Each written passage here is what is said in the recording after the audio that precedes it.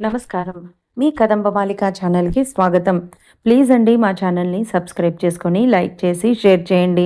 కింద ఉన్న డిస్క్రిప్షన్‌లో మా ఇతర వీడియో లింకులు కూడా ఇచ్చున్నాము.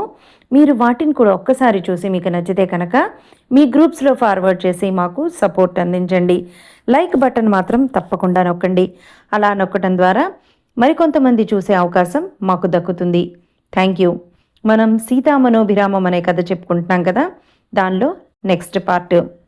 రామ్ కారులో వెళ్ళిపోయాడు. సీత రెడీ అయింది. ఈ లోపల లలిత వచ్చింది. ఏం చెప్పావు వదినా అన్నయ్యకి అంది సీత. మేము లేడీస్ పర్చేసింగ్కి వెళ్తున్నాము, బాబుని చూసుకొని వచ్చేదాకా అని చెప్పి వచ్చాను సీత అంది లలిత. ఇద్దరూ కలిసి బయలుదేరారు. ఇంటికి లాక్ చేసి వాచ్మెన్కి చెప్పి ఇద్దరూ ఆటో ఎక్కారు. ఇద్దరు బయలుదేరి వచ్చి ఆటో దిగారు. అక్కడ హోటల్ ముందర దిగి లోపలికి వెళ్ళిపోతున్నప్పుడు అడిగింది లలిత. ఏం కొందాం అనుకుంటున్నావు సీత అని. ఏమో తెలియదు వదినా, అక్కడ ఏది బాగుంటే అది అంది లలితతో సీత. నీకొక విషయం చెప్తాను సీత. ఇప్పుడు అందరూ పెయిర్ రింగ్స్ అని, పెయిర్ చైన్స్ అని కొనుక్కుంటున్నారు. అలాగ కొనుక్కో. ఆర్ అనే అక్షరంతో చైన్ చేయించుకొని నువ్వు వేసుకో. ఎస్ అనే అక్షరంతో చైన్ చేయించి అన్నయ్యకి వెయ్యి, బాగుంటుంది అంది లలిత.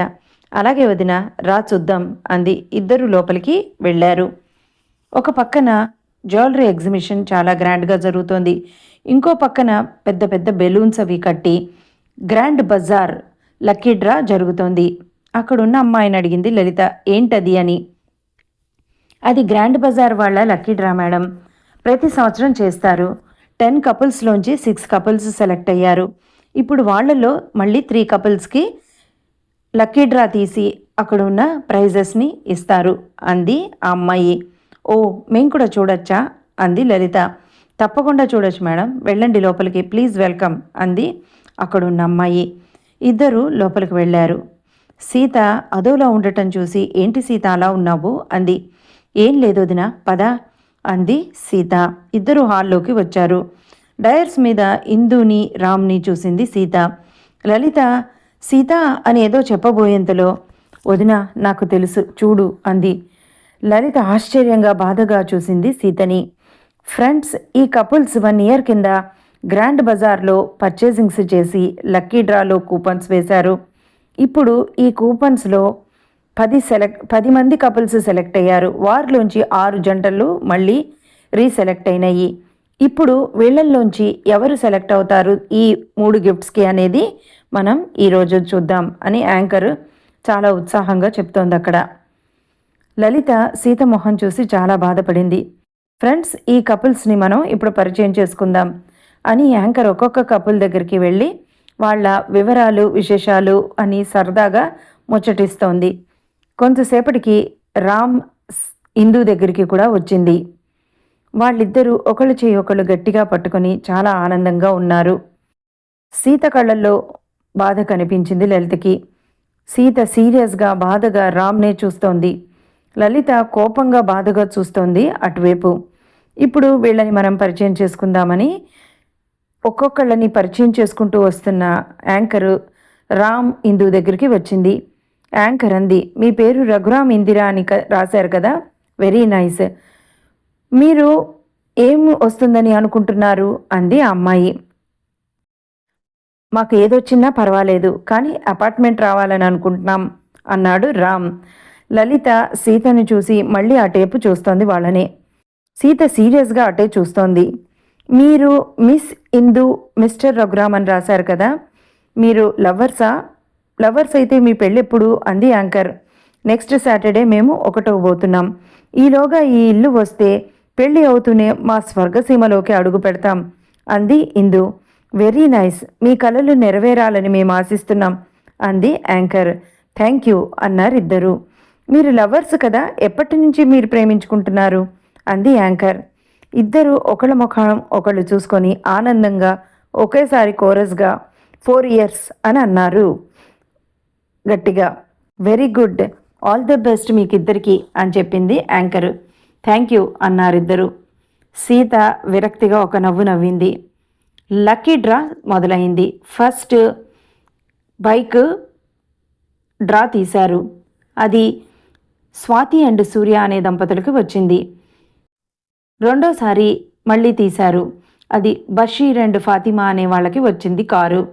మూడోసారి మళ్ళీ తీశారు. దానిలో ఇందూకి రఘురామ్కి ఫ్లాట్ వచ్చింది. ఇద్దరు గట్టిగా ఓ అని అరిచారు. అక్కడ అందరూ కూడా చాలా సంబరంగా సందడిగా చప్పట్లవి కొట్టారు. ఫొటోస్ దిగారు. మీడియా అంతా అక్కడే ఉంది. రకరకాల వాళ్ళు మీడియాల వాళ్ళు వచ్చి వాళ్ళని రకరకాల ప్రశ్నలు వేస్తున్నారు. లలితకి చాలా బాధ అనిపించింది. సీత మాత్రం విరక్తిగా ఒక నవ్వు నవ్వుకుంది. అందరూ కంగ్రాట్స్ చెప్తున్నారు. అంత కోలాహలంలో లలిత అంది, దా సీత 4 దులిపేద్దాం అంది కోపంగా. వద్దు వదినా, ఒకళ్ళ ఆనందం పాడు చేసే హక్కు మనకి లేదు. నీకు ధైర్యం ఉంటే ఆ ఆనందంలో ఉన్నవారిని నువ్వు కూడా వెళ్ళి అభినందించు అంతే. ఈలోగా బాయ్ పెద్ద గులాబీ బొకే తీసుకొచ్చి ఇచ్చాడు. థ్యాంక్ యూ అంది. వాడు చేంజ్ మేడం అన్నాడు. పర్వాలేదు ఉంచుకో అంది. థ్యాంక్ యూ అని వాడు వెళ్ళిపోయాడు. లలిత కళ్ళల్లో నీళ్లు వచ్చాయి. దా వదిన, మనం ఒక ఇంటివారైన వాళ్ళిద్దరిని అభినందిద్దాం అంది. సీత, వద్దమ్మా, దా, నువ్వు చాలా బాధగా ఉన్నావు అంది లలిత. పర్వాలేదు వదిన, ఐఎమ్ ఓకే దా అని ఇద్దరు ఆ డయర్స్ మీదున్న సందడిలో సరదాగా సంబరంగా ఉన్న రామ్ ఇందు దగ్గరికి వచ్చారు. వెనకే లలిత కూడా పరిగెత్తుకుంటూ వచ్చి నుంచుంది సీత దగ్గర. కంగ్రాట్స్ ఇందిరా రఘురామ్ అంది సీత. అంతే, ఉలిక్కిపడి వెనక్కి తిరిగారిద్దరూ. నిశ్చేష్టులైపోయారు. రామ్ ముఖం కందిపోయింది ఎర్రగా. సీత అన్నాడు. నవ్వి బొకే వాళ్ళకి అందించింది. Congrats mister Raghuram and Indira Raghuram అంది నొక్కి పలుకుతూ. ఒక ఇంటి వారైనందుకు కంగ్రాచులేషన్స్. డబుల్ కంగ్రాట్స్, త్వరలో దంపతులు అవ్వబోతున్నందుకు. మీ పెళ్ళికి నాలాంటి దాన్ని పిలుస్తారో పిలవరో, అందుకే ముందరే చెప్తున్నా. God bless you both, be happy always అని ఉంటాను అని వదినారా అని వెనక్కి గిరుక్కున తిరిగి డయర్స్ తిరిగి వెళ్ళిపోయింది. రామ్ కళ్ళు మూసి తెరిచాడు. లలిత అంది, ఎంత పని చేశావన్నయ్యా. సీత ఇక్కడికి గోల్డ్ ఎగ్జిబిషన్లో నీకు బర్త్డే గిఫ్ట్ కొందామని వచ్చింది. సీతకే ఇంత మంచి గిఫ్ట్ దొరుకుతుందని ఆ పిచ్చిది ఊహించలేదు అని గబగబా పరుగులాంటి నడకతో సీతని అనుసరించింది లలిత. రామ్కి చాలా బాధ అనిపించింది. గుండెలో కసక్కన సోలం దిగినంత బాధ కలుగుతోంది. ఎలా ఎదుర్కోవాలి? సీతని చాలా గాయపరిచాను. పాపం సీత ఎలా ఉందో అన్న రామ్ని కుదుపుతూ అంది ఇందు. రామ్ రామ్ అని సీతకి చెప్పాల్సిన పని లేదు. మనం కాగలగార్యము గంధర్వులే తీర్చినట్టు సీతకి అంతా చూసేసింది, అంతా తెలిసిపోయింది. మొదట్లో కొంచెం హడావుడి ఉన్నా షీ కెన్ అండర్స్టాండ్ అంది ఇందు సంబరంగా. రామ్ నవ్వలేక నవ్వాడు. ఇందు, సీతని నువ్వు అలా అనుకుంటున్నావా? సీత నా వైపు చూసిన చూపు నన్ను మోసం చేస్తావా అని నిగ్గదీసినట్లు ఉంది. సరే రామ్, పద, నేను వస్తాను. సీతకి నిజం తెలిసింది కాబట్టి మనిద్దరం సారీ చెప్దాం అంది. ఇందుని చూశాడు రామ్. అవును రామ్, ప్లీజ్ కాదనకు అంది. ఇద్దరు కారు దగ్గరికి వచ్చారు. రామ్, నేను డ్రైవ్ చేస్తా, ఇవ్వు, నీ మనసు బాగోలేదు అంది. కాదనే శక్తి ఓపిక రామ్కి లేకపోయింది. అతనిలో మొత్తం జీవశక్తి అంతా పోయినట్టు అనిపించింది. కారులో కూర్చున్న రామ్కి కళ్ళల్లో నీళ్లు వచ్చాయి. పొద్దున తనకి అన్నీ చేసి పెట్టింది. ఎలా ముఖం చూపించాలి?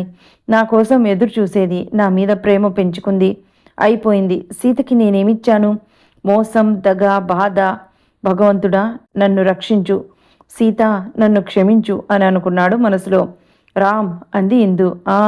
అన్నాడు ఉలిక్కిపడి. రామ్, ధైర్యంగా ఉండు అంది. అలాగే అన్నాడు. ఈ లోపల ఇల్లు వచ్చింది. అప్పుడే శరత్ కూడా లోపలికి వస్తూ కనిపించాడు. అప్పుడే ఆగిన కారులోంచి ఇందు రాము దిగటం చూశాడు. గబగబా రామ్ దగ్గరికి వచ్చాడు శరత్. రామ్, నీకు ముందరే చెప్పాను, ఎన్నిసార్లు చెప్పాను సీత సంగతి. ఇందు అందుకుంది. శరత్, రామ్ ఏం తప్పు చేశాడని అలా అందరూ రామ్ని ద్రోహిలా చూస్తున్నారు? ఈ విషయం మీ అందరికీ తెలుసు, ఇంక్లూడింగ్ రామ్ పేరెంట్స్కి. రామ్కే ద్రోహబుద్ధి ఉంటే అటు సీతని ఇటు నన్ను కూడా వాడుకునేవాడు. అందరూ రామ్ని అంటే నేను ఊరుకోను శరత్ అంది. శరత్, ఇందు చిన్నగా మాట్లాడు అన్నాడు గట్టిగా. అందరికీ తెలిసిన సీతకి తెలియదు. నువ్వు అవునన్నా కాదన్నా వాళ్ళిద్దరి మధ్య ఉన్నది వివాహ బంధం. ఇందు, దేవుడికి కూడా భార్యాభర్తల మధ్యలోకి వెళ్ళే అధికారం ఉండదు. ఇది నువ్వు మర్చిపోయావు. తల్లి తండ్రి ప్రేమించిన నువ్వు, ప్రాణ స్నేహితులమైన మేము చివరికి గాలి కూడా అన్నాడు. ఇందు ముఖం కందిపోయింది. ఇందు, సారీ, నిన్ను బాధ పెట్టాలని కాదు, వాస్తవంలోకి తీసుకురావాలనేదే నా ప్రయత్నం. అప్పటిదాకా శరత్ సరదాగా ఉండటమే చూసిన వాళ్ళందరికీ శరత్ మాట్లాడే మాటలే కానీ సీరియస్గా ఎలా ఉంటాడో వాదిస్తాడో అనేది ఎవరికీ తెలియదు. అటు లలిత ఇటు రామ్ కూడా ఆశ్చర్యపోయారు. ఇందు, ద్రోహం కాదా? సీతకి ఏం తెలియదా? ఏం తెలుసని పాపం అలాంటి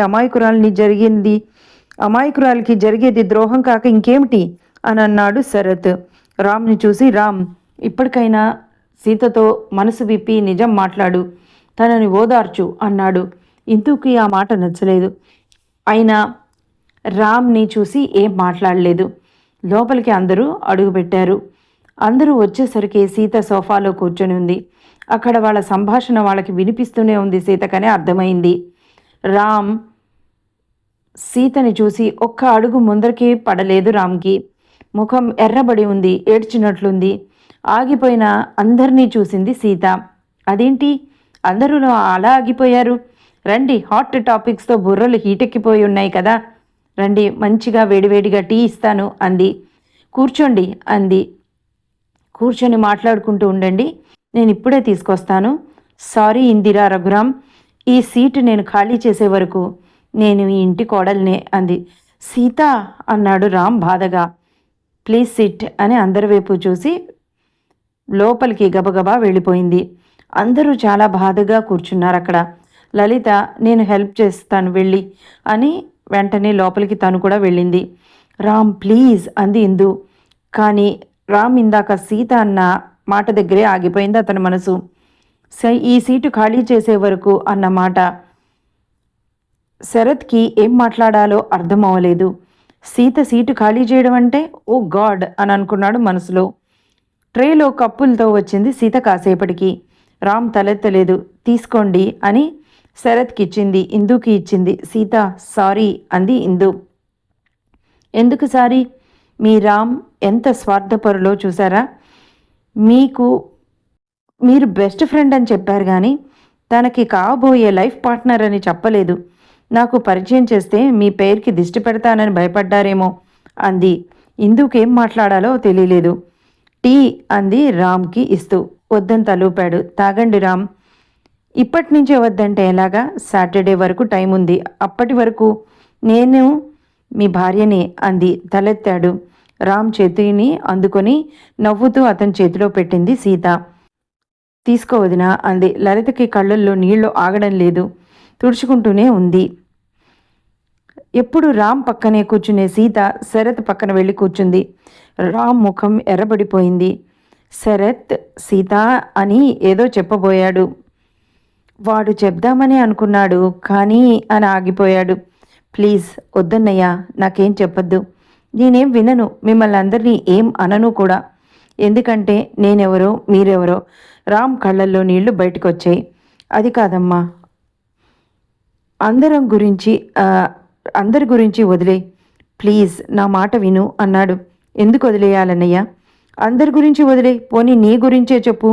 నిమిషానికి 10 సార్లు అన్నయ్య అని పిలిచానే, నాకు తోబుట్టువులు ఎవరూ లేరే, ఈ వెలితి నువ్వు తీర్చావని ఎంత సంబరపడిపోయానే, అలాంటిది నువ్వు కూడా నాకు చెప్పలేదు. నీ ఫ్రెండ్ గురించి, నీ ఫ్రెండ్ ఆలోచనల గురించి, నీ ఫ్రెండ్ ప్రేమ గురించి. శరత్ మాట్లాడలేకపోయాడు. బాధగా సీతను చూశాడు. నవ్వింది. నేను మీరందరూ నా వాళ్ళు అనుకుని ఒక్కొక్క ముడి వేసుకుంటూ వెళ్ళాను, కానీ మీరందరూ నా వెనకాల ఆ ముళ్ళన్నీ విప్పుకుంటూ వచ్చేశారు. ఎవరు నా వాళ్ళు కాదని నాకు ఇప్పుడు తెలిసిపోయింది. మీరు అదందరూ నిరూపించారు. Anyhow leave it. ఎవరో మనిషిని అడిగాడంట, ఎవరు నీ వాళ్ళు అని. మనిషి నిమిషం ఆలోచించకుండా కాలం ఒకటే నాది అన్నాడంట. ఇంకెవ్వరు నా వాళ్ళు కాదు అని కూడా చెప్పాడట. అలాగే ఉంది ఇప్పుడు మనకి అని అంది సీత. ఇప్పుడు అది అనుభవంలోకి వచ్చింది నాకు అంది, కళ్ళలో నీళ్ళు వస్తున్నా కూడా నవ్వుతూ. ఐఎమ్ రియల్లీ సారీ ఇందు. మీరిద్దరూ నాకు నిజం చెప్పి ఉంటే ఈరోజు మన ముగ్గురం ఈ ప్లాట్ఫామ్ మీద ఎవరికి ఎవరం అనే మీమాంసలో నిల్చొని ఉండేవాళ్ళం కాదు. భగవంతుడు దయవలన ఇప్పటికైనా నాకు తెలిసింది. ఫ్రాంక్గా చెప్పనా, కొంచెం పించింగ్గా ఉంది, బట్ ఐఎమ్ వెరీ హ్యాపీ. ఒక ప్రేమ జంటని నేను విడర్పకుండా చూసినందుకు. ఇందు, నీకో మాట చెప్పనా? మిస్టర్ రఘురామ్ నాకు కొంచెం టైం కావాలి అని అన్నప్పుడు ఐఎమ్ వెరీ మచ్ సర్ప్రైజ్డ్. ఆలోచించా, he is taking some time to understand our relation అని అనుకున్నాను. But I'm dumb and not that intelligent Indu that he is taking time from escaping me అని. సీత అన్నాడు Ram. Really I'm very sorry to both of you. Indu, నీ రాముడు perfect guy, that I will tell you 100%. ఇన్నాళ్ళు నాదే తప్పు. ఈ రాముడు సీతారాముడని అనుకున్నా, ఇందిరారాముడని నాకు తెలియదు ఇందు. తెలుసుంటే ఎప్పుడో ఇచ్చేసేదాన్ని. రామ్ ముఖం బాధతో విలవిల్లాడిపోయింది. నీళ్లు బయటికి వచ్చేశాయి. ఇందుకి సీతకి తెలిసినందుకు ఆనందంగా అనిపించింది. శరత్, లలిత కూడా బాధతో ఉన్నారు, ఏం చెప్పలేకపోయారు. Okay, what happened is what happen, అంతే, లీవ్ ఇట్. ఓకే గైస్, నాకు కొంచెం ఒంటరితనం కావాలి, సో ప్లీజ్ ఎక్స్క్యూజ్ మీ. మీరందరూ కంటిన్యూ అవ్వండి, మాట్లాడుకోండి.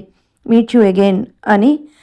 ఇందు బాయ్ అని. ఈసారి నీ రాముడు జాగ్రత్త, ఎవ్వరికీ ఇవ్వకు, అందరూ నాలాగా తిరిగి ఇచ్చేయరు అని మేడం మీదకి వెళ్ళిపోయింది.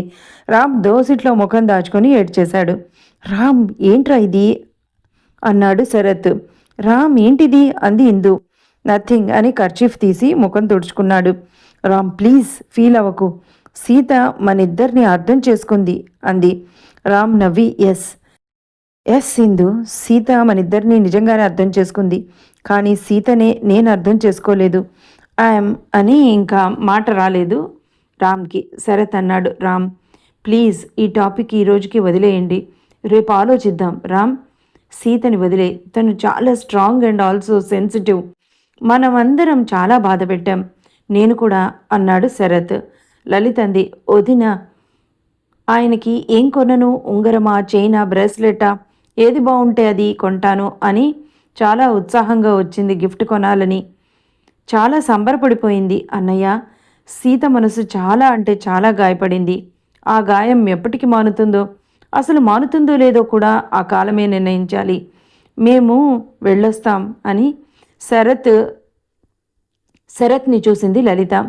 సరే పద రామ్, ఫీల్ అవ్వకు, కాసేపు హాయిగా ఉండు, తనని కూడా ఒంటరిగా వదిలే అని అన్నాడు శరత్. రామ్ దగ్గర కొంచెం సేపు ఉంటా నేను అంది ఇందు. నిన్ను దించుతారా ఇందు అన్నాడు శరత్. వద్దు ప్లీజ్, రామ్ దగ్గరే ఉంటాను అంది. యువర్ విష్ అని. Ram, bye brother, meet you tomorrow అని చెప్పి వెళ్ళిపోయారు శరత్, లలిత. ఇందు, రామ్ మిగిలిపోయారు ఆ గదిలో. ఇందు అంది, రామ్ ఏంటిది, బాధపడకు అంది. ఎలా బాధపడకుండా ఉండను ఇందు, నీకు తెలుసా ఆ కళ్ళల్లో నేను ప్రేమను చూశాను, ఈరోజు విరక్తిని చూశాను. చూసావా, సీత అందరితో మాట్లాడింది, నాతో మాత్రం మాట్లాడలేదు. నాకు ఒక్క ముక్క చెప్పి వెళ్ళిపోయింది. నేను సీత మనసు పాడు చేశాను, నమ్మకం వమ్ము చేశాను, తనని స్నేహితుళ్ళ అన్న ఆదరించలేకపోయాను. పాపం, తను నన్నే సర్వస్వం అనుకుంది. ఇది చాలా పెద్ద మోసం కదా ఇందు, చెప్పు అన్నాడు బాధగా. Ram, please cool down. ఈ రోజు కాకపోయినా రేపైనా సీతకి ఈ విషయం తెలియాల్సిందే కదా, అది ఈరోజే తెలిసిందనుకుందాం. రామ్, నేను నీకు తోడుగా ఉండిపోతాను అంది. వద్దు ఇందు, వెళ్ళిరా. ఈ ఒంటరితనం సీతకే కాదు, నాకు కూడా కాసేపు కావాలి. రేపు కలుద్దాం, దా డ్రాప్ చేస్తాను అన్నాడు.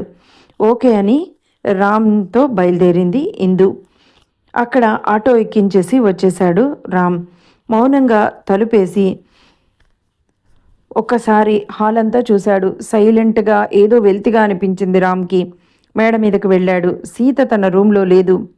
గబాల్న బయటకు వచ్చి పక్క బెడ్రూమ్లో పడుకొని ఉన్న సీతని చూశాడు. నిద్రపోతోంది. భార్యాభర్తల బంధం ముడిపడ్డాక వాళ్ళిద్దరూ శారీరకంగా ఏకమైకపోయినా ఇద్దరూ ఒకే దగ్గర ఉండేవాళ్ళు. తన నీడలా ఉండేది. అలాంటిది తనని వదిలి పక్క రూమ్లోకి వెళ్ళి అని చాలా బాధపడ్డాడు రామ్. ఏం చెప్పాలో తెలియక తను బెడ్ మీద పడుకున్నాడు. నిద్ర పట్టలేదు. తలుపు మాత్రం వెయ్యలేదు రామ్. సోఫాలో వచ్చి పడుకున్నాడు. మళ్ళీ అటు మెసిలి ఇటు మెసిలి. చాలాసేపు తర్వాత అతనికి నిద్ర ప్రయత్నించగా కొంచెంసేపటికి కరుణించింది నిద్రాదేవత. తెల్లారి 8ంటికి లేచాడు రామ్.